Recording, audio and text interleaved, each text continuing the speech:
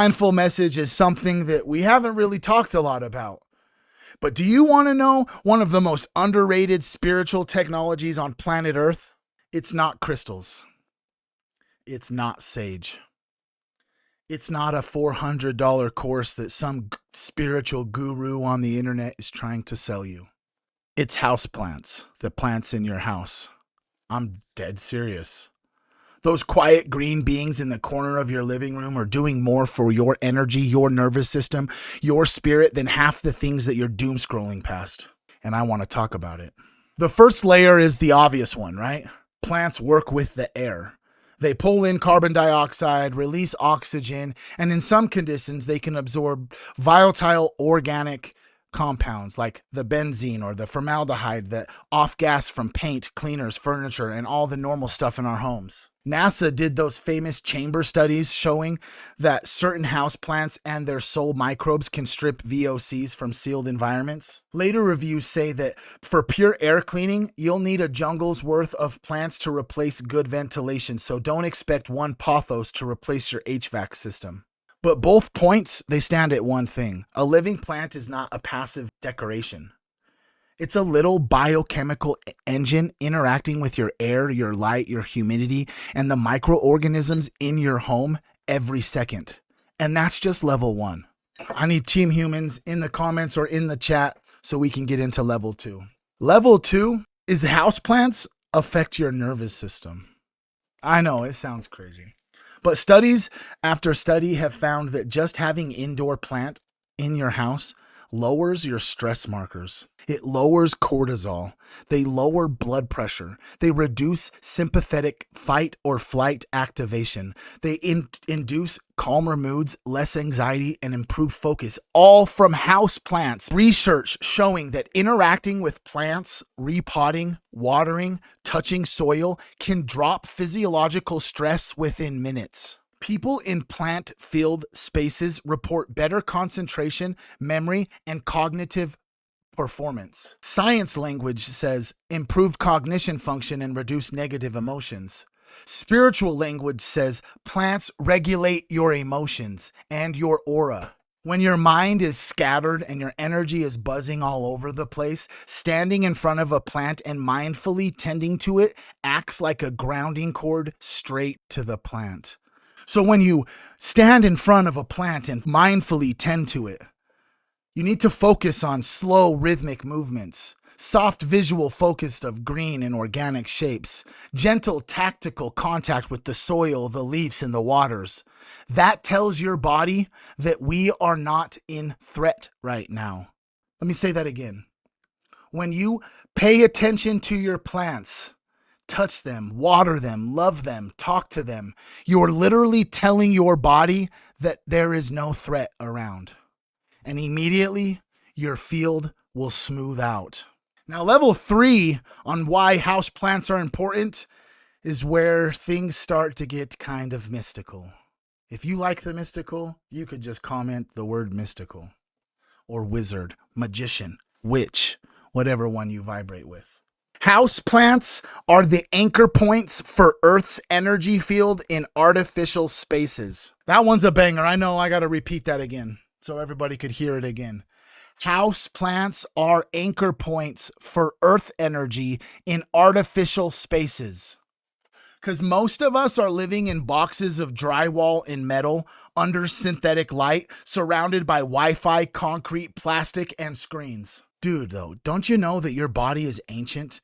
Your biology expects trees, soil, running water, and microbiomes. When you bring a plant into your environment, you're punching a tiny hole through the artificial grid. You're letting real, living earth frequency bleed into your home. Indoor plants can literally change the indoor environment, humidity, acoustics, the small aspects of air quality and comfort. But energetically, do they do more. Houseplants, they hold a stable, non-reactive presence. They transmute some of the chaotic emotional charge into the room simply by being consistently alive and coherent. They remind your subconscious that you are still on a living planet, not trapped inside of a machine. If you're intuitive or a neurodivergent, then you already know this. But a room full of plants feels completely different. You don't have to believe in chakras to notice it. Your body knows. Now we're going to get into the spiritual aspect. And to be honest, I am a spiritual being. I talk about spirituality probably the most out of anything. And this is my favorite part. Houseplants are training wheels for sacred responsibility. You say you want to steward a new earth. So start by keeping a pothos alive. I'm not joking. Caring for a plant literally is a micro ritual for showing up consistently, reading subtle signals like droopy leaves, dry soil, or new growth, responding gently instead of reacting in panic, and witnessing the impact of what your attention does over time. Research on indoor gardening shows this caretaker role reduces depression, builds a sense of purpose, supports emotional grounding, and increases mindfulness. Spiritually, that's you learning to hold space for another life form without control and without instant gratification. You can't rush a leaf to unfold. You can't hustle a root system into existence. You water it, you wait, and you adjust. That's Earth School in a nutshell, right? So let's go one layer deeper. Oh boy, are we getting deep into this, boy.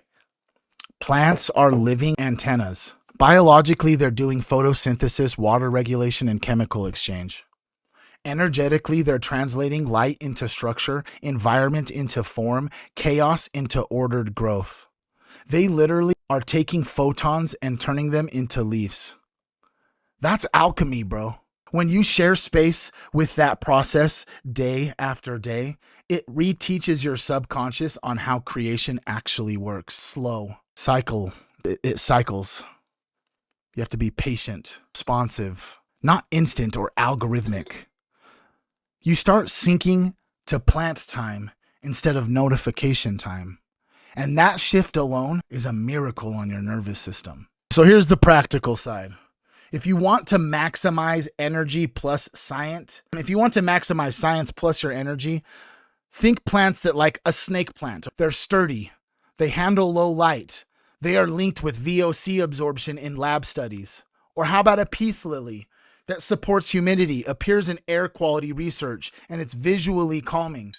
Or a spider plant, a pothos, or a rubber plant, repeatedly used in those NASA-style experiments and are loved for their low-maintenance resilience. And also another plant is the aloe vera. It's medicinal. It's a succulent. Visually, it's protective in a space. But honestly, the best plant is the one that you actually connect with and care for. Because the biggest cleansing effect isn't on just toxin removal through the air. It's this. When you stand barefoot on your floor with one hand on your heart and the other gently in the plant leaves, and then you breathe with the plant for 60 seconds, you're literally regulating your nervous system, relinking your field to planet Earth, showing your subconscious that you're capable of nurturing life, and quietly reclaiming your home as a living space, not just a storage unit for a stressed human. I'm telling you right now, this is your call to action. Go get a house plant. Because if your house feels stale, heavy, or spiritually dusted, you can sure burn incense. You can also play sacred frequencies. But you could also get a plant. You can name it, talk to it, learn its moods, let it mirror yours. Because every new leaf is a receipt, proof that your presence, your care, your attention actually changed reality. And that realization, sitting in a room full of quietly breathing, growing beings that you've tended to, might be the most powerful, energetic cleanse that you could ever have. And you can do this today. I love you.